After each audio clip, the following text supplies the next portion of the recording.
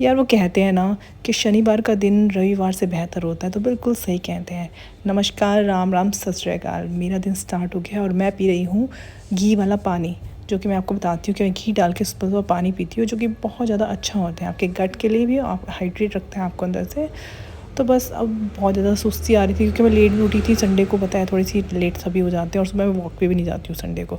तो बस अब नहा के मैं आ गई थी किचन में, और बस आटा मैं गूंद के गई थी, तो अब बस आटा भी मैंने गूंद कर लिया है। उसके बाद अब मैं सोच रही थी कि पराठे बनाती हूँ, क्योंकि संडे को हम मोस्टली पराठे ही खाते हैं।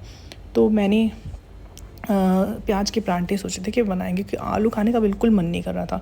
तो मैंने प्याज निकाल लिए थे कि चलो मैं इसको कट करती हूँ। आजकल मुझे बड़ा शौक चढ़ा है कि चॉपिंग तो वैसे मुझे आती है, पर मुझे ना वो जैसे शेफ़ काटते हैं ना, मतलब मेरे भाई को बहुत अच्छी से आती है क्योंकि वो होटल में काम कर चुका है। तो मुझे ना ऐसे उस तरह से काटनी नहीं आती, तो मुझे आजकल बड़ा शौक चढ़ा है। और मैं थोड़ा थोड़ा सीख भी गई हूँ, मतलब मैं कर लेती हूँ, अगर जब मुझे करना होता है ना तो थोड़ा सा कर ही लेती हूँ। पर धीरे धीरे बोलते हैं ना कि प्रैक्टिस मेक्स मैन परफेक्ट, तो बस प्रैक्टिस कर करके ही सारा कुछ होगा। पर प्याज काटने में ना मेरी जान जाती है, क्योंकि मुझे बहुत आंसू आते हैं। मैं अभी प्याज काटने ही लगी थी कि हस्बैंड कहने लगे कि जो मेरे सन है उसकी कटिंग करानी थी, तो पहले कटिंग करवा के आते हैं, उसके बाद सारा करेंगे। क्योंकि संडे को हम थोड़ा लेट ही खाते हैं, मतलब 11 बजे तक ही ब्रेकफास्ट करते हैं, और हम लंच स्किप करते हैं उस दिन। हम फिर शाम को ही खाते हैं संडे को थोड़े, क्योंकि थोड़ा सा इतनी सुस्ती सी रहती है। तो मैं लेके आई थी उसे सैलून में, और उसे मैं देखिए सामने बैठा है वो, और मैंने उन्हें कहा था थोड़ी फंकी सी लुक देना इसे, क्योंकि हमारे घर में शादी भी ऐसा ना हो कि आप इसको चाचा जी बना दो बिल्कुल, तो थोड़ा सा इसको फंकी लुक देखना। तो आके मैं चॉपिंग करने लगी, और देखिए मेरे आंसू अभी शुरू में ही आने लग गए, मेरे इतने ज़्यादा आंसू निकल जाते हैं ना, मुझे बहुत टफ लगता है प्याज काटना। और ये प्याज है भी कुछ ऐसा कि इतना ज़्यादा मुझे आंसू आ रहे थे, और मेरे से ना नहीं हो पा रहा था यार, कि नहीं मैं नहीं कर पाऊँगी, मुझे बहुत आंसू आ रहे थे।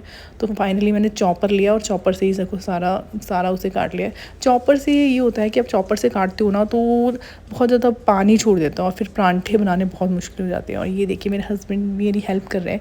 आजकल इनको पता नहीं क्या हो गया है, समझ नहीं आ रहा है, बड़े जादू चला है कुछ, जो ये बड़ी हेल्प करने लग गए हैं मेरी आजकल। तो बस मेरा दीवर भी आया था, तो मैं उसे भी साथ में परांठे खिला रही थी। तो ये देखिए जो बैठे और फ़ोन में घुसे हुए हैं, इन्हें भी मैं परांठे साथ में ही खिला रही थी। यार लड़कों के मज़े होते हैं, अपना खाया पिया सो गए लेट के।